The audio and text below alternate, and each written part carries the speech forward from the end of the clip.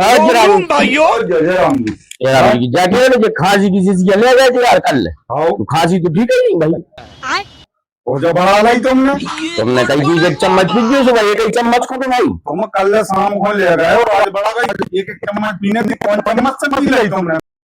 Good question. जो घर चम्मच हो तो वही चम्मच से पी है। अरे कौन चम्मच हो तो बताइए भैया कौन चम्मच? हम ले आए थे डिब्बी में डाल के। रुको जरा, सबर करो। क्या है चम्मच?